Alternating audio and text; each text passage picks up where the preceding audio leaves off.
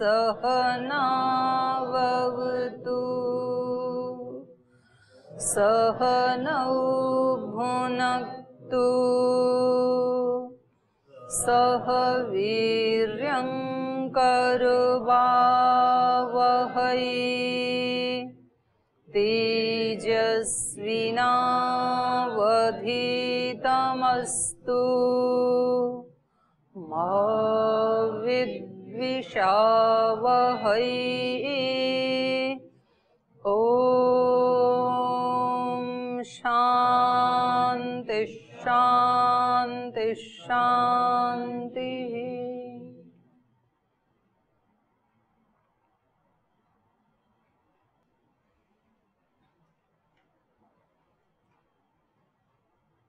दैवी आसुरी संपद के विषय में कोई प्रश्न है आपका? हाँ पूछिए। ओम दीदी जी। हाँ जी। जी, जैसा आपने बताया था कि जो अभिमान होता है वो अहमता से जुड़ा होता है। हाँ। तो जैसे मानते कि मैं बलवान हूँ तो उसको अभिमान कहते हैं। ऐसे ही जब कोई मानता है कि मैं बहुत कमजोर हूँ, मैं मतलब आदि ऐसा सोचता है, तो उसको भी अभिमान कहेंगे क्या? उसको वो कहेंगे, ग्लानि कहेंगे। तो अहमता से मतलब जुड़ा होने के कारण अभिमान उसको भी तो। अभिमान तो अधिकता का होता है, दूसरों से स्पेशल मानता है ना, अपने आप को श्रेष्ठ मानता है, उसको अभिमान कहते हैं। हीन मानता है वो तो अभिमान नहीं है, अहमता से जुड़ा है तो हीन भावना है, उसको हीन भावना कहते हैं। लोक में अभिमान नहीं कहते उसको। लोक में अभिमान उसी को ही कहते हैं जो अपने आप को किसी भी कारण से दूसरे से श्रेष्ठ मानता है, व्यक्ति विशेष मानता है।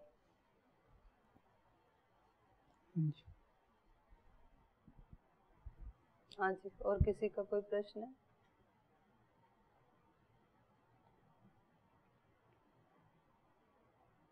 सारी संपद उतर गई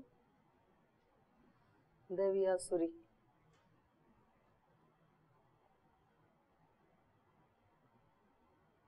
तो अब इसका फल पढ़ते हैं आगे। एक बार श्लोक उच्चारण कर लेते हैं। अभयं सत्व संशुद्धिर्ज्ञान योग व्यवस्थिति दानं दमश्च यज्ञश्च स्वाध्यायस्तप आर्जवम् अहिंसा सत्यमक्रोधः त्यागः शान्तिरपैशुनम् दया भूतेष्वलोलुप्त्वं मार्दवं ह्रीरचापलम् तेजक्षमा धृति शौचम् अद्रोहो नातिमानिता भवन्ति सम्पदं दैवीम् अभिजातस्य भारत दम्भो दर्पोऽभिमानश्च अज्ञानं चाभिजातस्य पार्थ सम्पदमाश्रुरीम् दैवी सम्पद्विमोक्षाय निबन्धायासुरीमता मा शुचः सम्पदं दैवीम् अभिजातोऽसि पाण्डव द्वौ भूतसर्गौ लोकेऽस्मिन् देव आसुर एव च देवो विस्तरसः प्रोक्तः आसुरं पार्थ मे शृणु प्रवृत्तिं च निवृत्तिं च जनान विदुरासुराः न शौचं नापि चाचारो न सत्यं तेषु असत्यम् अप्रतिष्ठं ते जगद्दाहुरनीश्वरम् अपरस्परसम्भूतं किं मन्यत् कामहैतुकम्। पहले इतना पढ़ लेते हैं। तो ये जो दोनों संपदाएं बताई, दैवी संपद और आसुरी संपद, उनका फल क्या है? जो दैवी संपद है वो हर व्यक्ति के साथ जुड़ी हुई है, और आसुरी संपद है वो भी किसी न किसी रूप में सब में जुड़ी हुई है। लेकिन दोनों में भेद ये है कि दैवी संपद तो स्वाभाविक है अपनी, और आसुरी संपद हमारी बनाई हुई है। दैवी संपद से तो कोई भी रहित नहीं होता है, वो स्वाभाविक है, वो आत्मा के गुण हैं अपने। सब में होता है थोड़ा या ज्यादा, और आसुरी बनाई जाती है हमारे अज्ञान के कारण, इसलिए ज्ञान से वो हट भी जाती है। ये वाली नहीं हटती, दैवी संपद नहीं हटती है, वो स्वाभाविक है। जैसे कोई व्यक्ति चोरी डकैती करता है ना, तो चोर के मन में भी थोड़ी सी ईमानदारी तो होती है। ईमानदारी ये होती है कि जो चोरी का माल है ये ग्रुप में बराबर बराबर बांटा जाएगा। जैसे 4 लोग चोरी करने गए, 100 रुपए लाए, तो उनमें इतनी ईमानदारी है कि वो 25-25 रुपए बांटेंगे। जो कोई भी गलत काम करता है उसके मन में भी थोड़ी सी, जैसे कोई बहुत क्रूर प्राणी होते हैं, शेर जैसे हिंसक प्राणी होते हैं, उनके मन में भी थोड़ी दया होती है, करुणा होती है, तो अपने बच्चे के प्रति दिखाते हैं। उनका बच्चा उनके कभी कमर पे चढ़ता है, पेट पे चढ़ता है, उनके गले के पास आता है, तो भी उसको खाते नहीं, मतलब उनके प्रति प्रीति है। तो दैवी संपत्ति तो सब में है, लेकिन वो सामान्य लोगों में बिल्कुल प्रसुप्त होती है, और जो मध्यम श्रेणी के लोग हैं उनके लिए एक आदर्श होता है, वो ये आदर्श है। और जो योगी जन होते हैं उनके लिए सहज होती है। वो योगियों के लिए दैवी संपत्ति क्या होती है? सहज होती है उनके लिए। जैसे हमारे लिए कुछ चीजें सहज है ना, ऐसे जो योगी जन है उनके लिए ये सारे गुण क्या हैं? उनका मतलब वो जीते ही ऐसे ही हैं, उसके अतिरिक्त वो कुछ सोच ही नहीं सकते हैं, अशुद्धता के बारे में सोच भी नहीं सकते हैं वो, तो उनके लिए तो सहज होती हैं। और जो सामान्य मनुष्य होते हैं उनके लिए आदर्श होती हैं। कुछ थोड़ा बहुत उनमें होता है, थोड़ा बहुत पकड़ने की कोशिश करते हैं, उनको थोड़ा सा दूर दिखाई देती हैं वो, उनको लगता है कि वहां पहुंचना है मेरे को। और सामान्य व्यक्ति में प्रसुप्त होती है, वो सोचता भी नहीं है पाने की, तो भी उसमें मतलब बिल्कुल ढकी हुई होती है, होती तो है, उसमें भी होती है। तो ये इन दोनों में से जो प्रधान रूप से होती हैं, जिनकी प्रधानता है, उसका क्या फल है वो बता रहे हैं ये। दैवी संपद विमोक्षाय और आसुरी निबंधाय मता। दैवी संपद तो विमोक्ष वाली है और आसुरी संपद तो बांधने वाली है। मां शुच संपदम दैवीम अभिजातोसी पांडव। अब अर्जुन को सुन करके ये लगने लगा कि मेरे अंदर तो बहुत सारे गुण ऐसे हैं जो आसुरी संपदा वाले हैं, और अर्जुन तो हम सब मनुष्यों का प्रतिनिधि है। हम सबके मन में ये आता है कि अभी तो बहुत सारे तो ऐसे गुण हैं दैवी संपद के जो हैं ही नहीं, बहुत सारे ऐसे हैं जो बहुत कम मात्रा में हैं, और आसुरी संपद के कुछ ऐसे गुण हैं कि दुर्गुण हैं जो कि हमारे अंदर हमने हटा दिए हैं, कुछ ऐसे हैं कि कुछ हल्के हैं, कुछ ऐसे हैं कि अभी उन पर बहुत ज्यादा पुरुषार्थ करना है। तो ऐसे ही अर्जुन को भी लग रहा था कि फिर हमारा क्या हल बनेगा। तो भगवान जी उसको वो दे रहे हैं, उत्साह दे रहे हैं, उसकी निराशा को मिटा रहे हैं, उसकी हताशा को हटा रहे हैं। कह रहे मां शुच, शोक मत कर, मां शुच दैवीम संपदम अभिजातोसी। तू दैवी संपदा को लेकर के ही पैदा हुआ है। तू अपने कुल खानदान को देख, अगर तेरे साथ दैवी संपदा जुड़ी नहीं होती तो तू ऐसे माता पिता के यहाँ थोड़े पैदा होता। कुंती जैसी माँ मिली तुझे जो कष्ट देने वालों की भी सेवा करती है।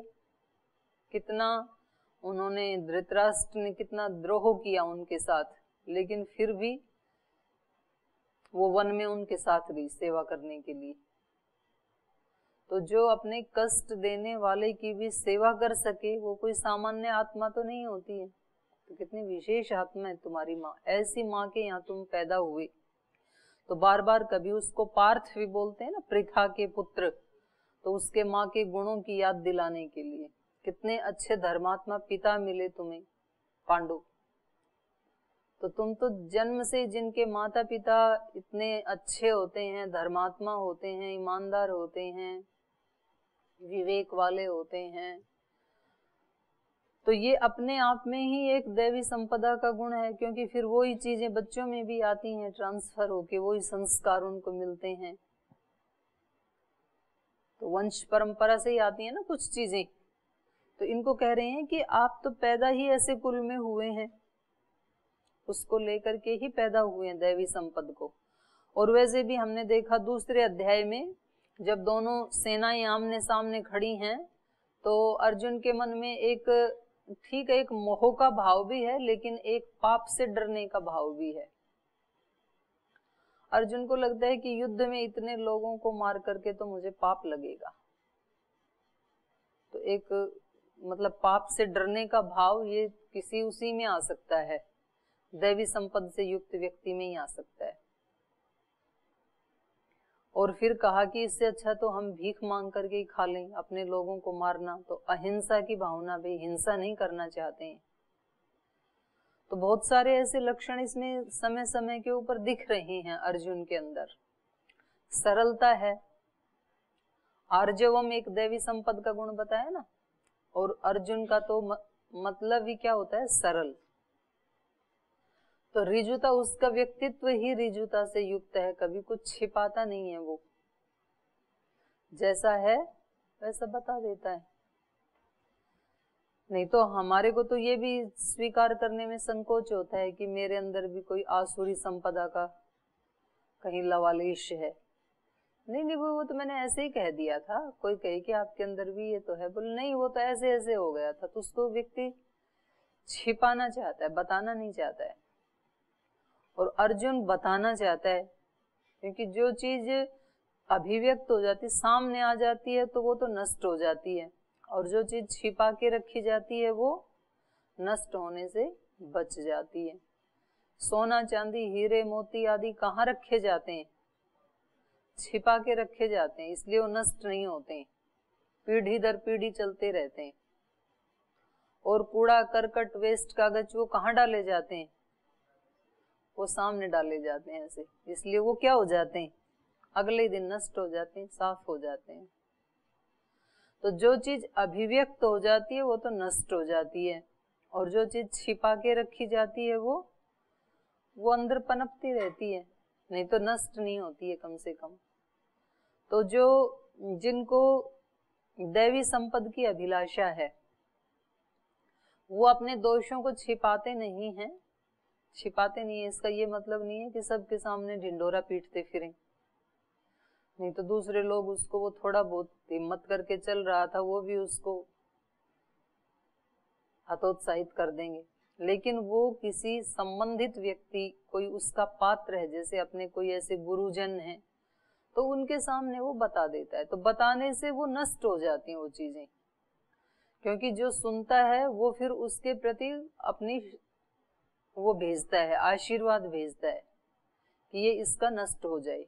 और इस व्यक्ति को भी लगता है कि अब जब मैंने बता दिया है तो अब इसको मुझे हटा ही देना चाहिए, तो ये भी पुरुषार्थ करता है। कुछ उधर से गुरु की कृपा मिलती है, तो फिर थोड़े दिन के बाद वो नष्ट हो जाती हैं चीजें। तो भगवान जी बता रहे हैं कि आपके अंदर सरलता है, ये अपने आप में दैवी गुण है। इतने अच्छे कुल में पैदा हुए हो, आपके अंदर दया है, दया भूतेषु अलोलुप्त्वम। स्वर्ग में ऐसे ऐसे मतलब स्थितियां आई, उर्वशी जैसी, जो क्या बोलते हैं उसको, अप्सराएं अर्जुन के साथ शादी करने के लिए ऑफर देने के लिए आई, उसको भी ठुकरा देना। तो ये क्या दिखाता है, सब संयम दिखाता है, एलोलुपता दिखाता है, मृदुता दिखाता है। तो ये सारे गुण आपके अंदर हैं, ऐसे भगवान बता रहे हैं। माँ शुच संपदम दैवीम अभिजातोसी पांडव, और तू छूट जाएगा। दैवी संपद किसके लिए है, विमोक्षाय, मोक्ष के लिए है।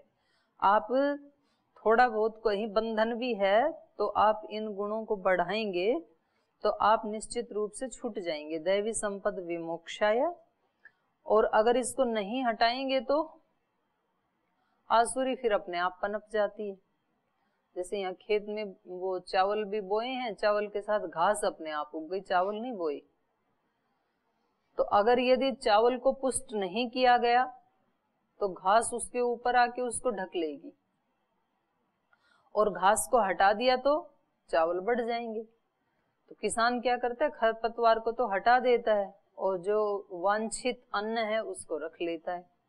साधक भी ऐसे ही करता है, दैवी संपद को बढ़ाता है, आसुरी संपद कहीं है तो उसको हटाता है, क्योंकि वो बांधने वाली है। तो हमें बांधता कौन है? हम बंधन से युक्त हैं, तो हमें किसने बांध रखा है? आसुरी संपद कहां से आ गई थी? आसुरी संपद कहां से आई?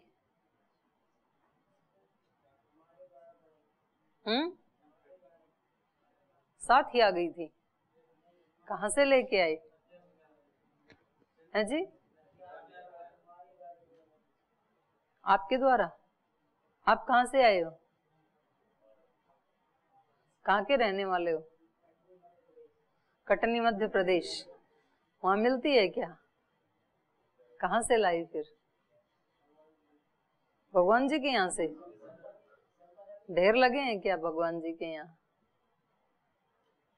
कहां से लाई आसुरी संपदा? आई कहां से?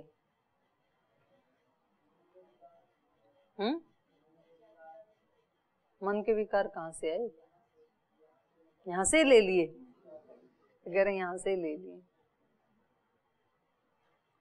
हम सब बंधन से युक्त हैं कि मोक्ष से युक्त हैं? बंधन से युक्त कौन कौन है? बंधन से युक्त कौन कौन है? 1 2 3 4 5 6 7 8 11 12 ही हैं। और मुक्त आत्मा कौन कौन है?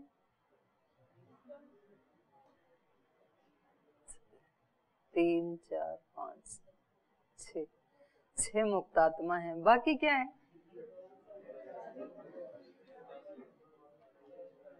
बंधन और मोक्ष दोनों में भी हाथ नहीं उठाया, वो कौन है? स्टूडेंट क्या होते हैं? बंधन युक्त या हैं? दोनों का अंतर सीक्रेट बोल रहे हैं।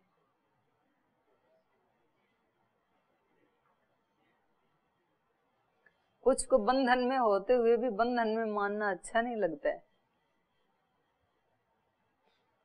और ये मुक्त वाले बताओ, चलो बंधन में तो हैं, हम तो बंधन में ही हैं भाई। ये मुक्त वाले बताओ, इनकी मुक्ति का क्या राज है? हाथ उठाया था वो दोबारा हाथ उठाना, मुक्त आत्मा ही। हाँ, आप कैसे मुक्त मानते हैं अपने आप को? बताए, उनको माइक देना। इन मुक्त आत्माओं को दो जरा माइक, इनसे पूछते हैं।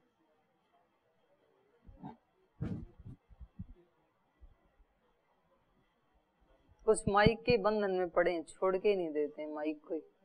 ओम दीदी प्रणाम। जब प्रातः काल हम लोग ध्यान में बैठते हैं तो अपने स्वरूप में जाते हैं, तो हमें ये एहसास होता है कि ये शरीर हम नहीं हैं, शरीर हमसे अलग है और हम जो आत्मा है वो अलग है।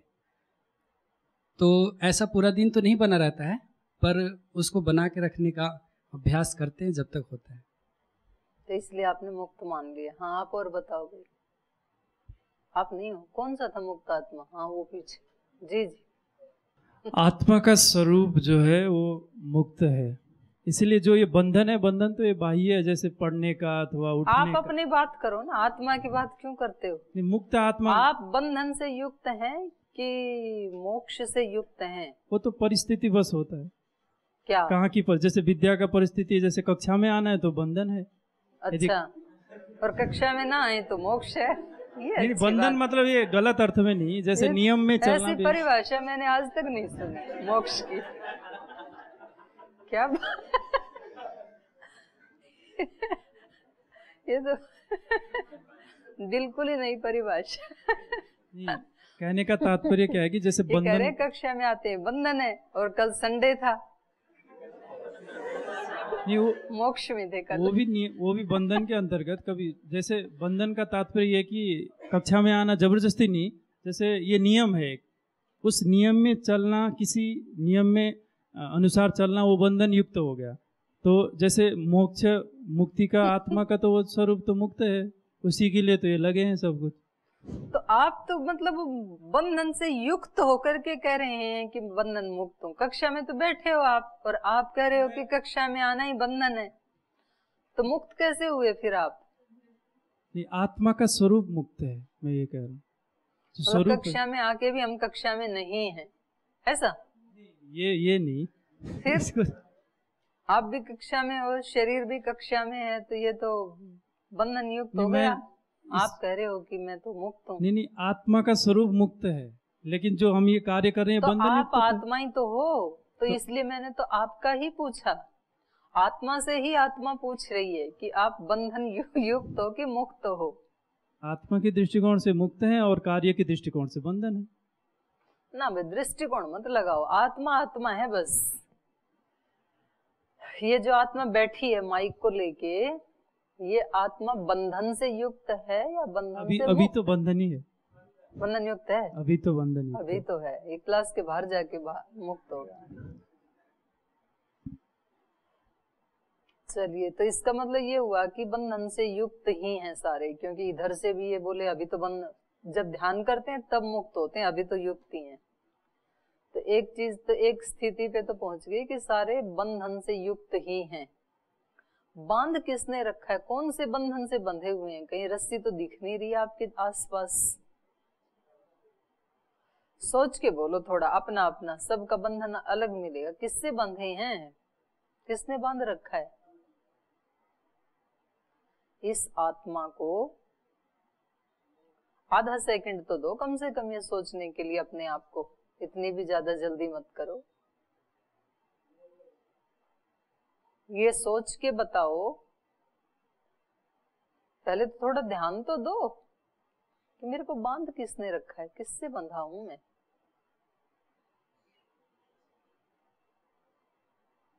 हाँ जी अखिल जी, किससे बंधे हो? माइक देना बेटा, पीछे दे दो, इधर इधर आपके पीछे। आपने पूछा कि हम किससे बंधे हुए हैं, तो अपना ही बताना है, दूसरे पड़ोसी का नहीं। तो जिसको मैंने अपने आप को मैं से जोड़ा हुआ है, उससे हम बंधे हुए हैं।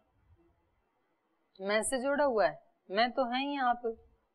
मतलब कि जो हमारा मूल तत्व अस्तित्व है, उससे हमने जिसको जोड़ा हुआ है, उससे हम किससे जोड़ दिया? आत्मा से। किसको? आत्मा से नहीं कहूंगा, आम को बोलूंगा। अहंकार को हम जिस चीज से जोड़ देते हैं, उससे हम बंधे हुए हैं। अहंकार से जुड़े हैं इसलिए बंधे हैं, चाहे वो अच्छी चीज हो या बुरी चीज हो। जी। आपके पीछे दे दो, वो भी बंधे हैं। मन में उठ रहे हर क्षण जो विचार, उससे बंधे हुए हैं। उससे कैसे बंधे? उठने दो। सागर में इतनी लहरें उठती हैं, तो सागर बंधा है क्या? हम तो सागर नहीं है ना, हम तो बंध जा रहे हैं ना विचार से। कैसे बन जाते हो? उठने दो विचारों को, विचार अपना काम कर रहे हैं, आप अपने शांति में रहो।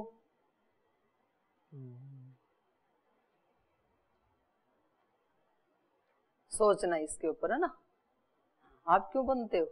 विचार अपना काम कर रहे हैं, आप अपना कर रहे हो। है?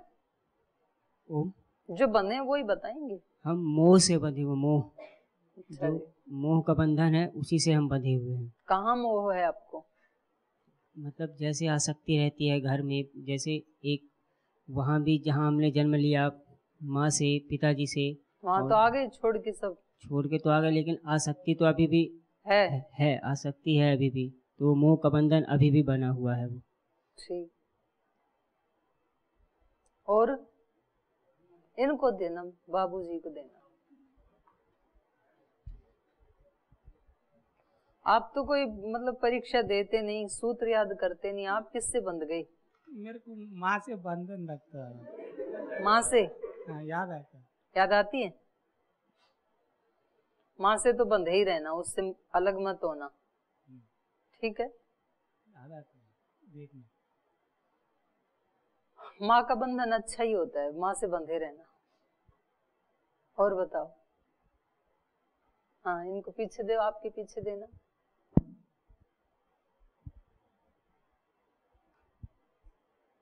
ओम दीदी, जो आत्मा है, आत्मा का और उपाधियों का जो संयोग है,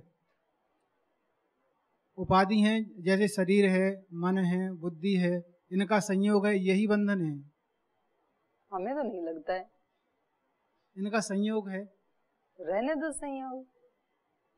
अब ये इन सारी आत्माओं का ये संयोग है क्लास में, इसे मेरे को क्या बंधन है? संयोग अपनी जगह है, मैं अलग हूँ। ऐसे शरीर आदि का भी है। आत्मा ने जो अपने ऊपर आवरण कर रखी है, अपने ऊपर डाल रखी है। क्यों डाल रखा है? अज्ञानता हो। अज्ञान क्यों रखते हैं? आत्मा रखती क्यों है? जब हमें जिस दिन ये पता लग गया कि ये तो मैंने अज्ञान से लाद रखा है, उस दिन अज्ञान रह ही नहीं सकता है। अज्ञान का ही नहीं पता है। प्रकृति के कारण बंधन में, प्रकृति के कारण। हाँ, ये ठीक है। या तो प्रकृति पे डालो या पुरुष पे डालो, अपने आप को बचा के रखो। बंधन किसके कारण है? प्रकृति के कारण। वही उत्तर दे रहे हैं, प्रकृति और पुरुष के कारण, ऐसे ही कह रहे हैं। प्रकृति और पुरुष के कारण नहीं है, मेरे अज्ञान के कारण है। और मेरे अज्ञान का भी मुझे ज्ञान नहीं है, इसलिए है। जिस दिन मुझे ये पता लगे कि मैं अज्ञान से युक्त हूँ, तब तो अज्ञान रहता ही नहीं है। जब मुझे ये पता लगता है कि मेरा कपड़ा गंदा हो गया, फिर तो वो गंदा रहता ही नहीं है, मैं धो देती हूँ ना उसको, तब तक रहता है जब मेरा ध्यान उधर जाता ही नहीं है कि ये गंदा है। और दूसरे बताएं तो मानते भी नहीं है कि आपको गंदा दिख रहा है, तो है ही नहीं गंदा, ऐसे बोलते हैं। तो तब तक साफ होने के चांस नहीं है। तो सबके बंधन अलग अलग हैं। ये जो आप उत्तर दे रहे हैं ना, ये सारे डुप्लीकेट उत्तर हैं। इसलिए अपने कक्ष में बैठ करके आराम से उसमें आधा घंटा पौना घंटा सोच के कि मैं कहाँ बंधा हूँ, उसको फिर लिख करके और फिर उसको जला देना कि आज से ये बंधन खत्म। और मेरे अंदर जो दैवी संपदा है, उनकी ताकत से मैं इनको हटाने वाला हूँ, उनको भी लिखना और उनको संभाल के रखना। ये मेरी संपत्ति है, इनका रक्षण और इसका नाश। तो ऐसे, और कभी भी व्यक्ति को ना ये नहीं सोचना चाहिए कि मेरे अंदर मेरी क्या सामर्थ्य है, मेरे अंदर तो मेरे से कितने होशियार हैं कक्षा में, मेरे से तो ज्यादा ध्यान करने वाले हैं, मेरे से ज्यादा प्राणायाम करने वाले हैं यहाँ पर, तो मेरा कहाँ नंबर आएगा मुक्त होने में, मेरी सामर्थ्य तो थोड़ी सी है।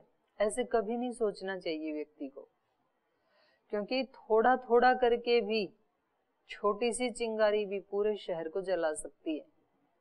पूरे शहर को नहीं, पूरे देश को जला सकती है।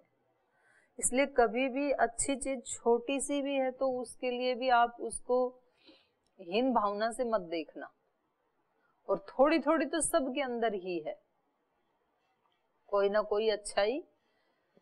और कभी कभी क्या होता है, जिनके अंदर बहुत ज्यादा अच्छाई आज दिख रही है, वो कभी कभी लापरवाह हो जाते हैं और वो बाजी हार जाते हैं फिर जीवन की। और जिनके अंदर थोड़ी है, वो लगे रहते हैं, तो नैरंतर्य आ जाता है उनके जीवन में। तो खरगोश और कछुए की कहानी प्रसिद्ध है और वो हम सब के साथ जुड़ी हुई है। तो खरगोश प्रायः हार जाता है रेस में और कछुआ प्रायः जीत जाता है। इसलिए कभी भी किसी को ये नहीं सोचना चाहिए कि जी मैं क्या ऊंचा लक्ष्य बनाऊं, मेरे पास ना तो विद्या है, मुझे तो कुछ याद ही नहीं होता है, ना मेरे पास कोई ज्ञान है, ना कोई ऐसा हुनर है मेरे पास, तो मुझे तो सब ऐसे यहाँ सामान्य सा समझते हैं, तो मैं क्या बड़ा लक्ष्य बनाऊं। आपके अंदर भी है वो दैवी संपदा, इसलिए सबको बढ़ाना है अपनी उस संपदा की, उसका संरक्षण, उसका संवर्धन हम सबको करना है।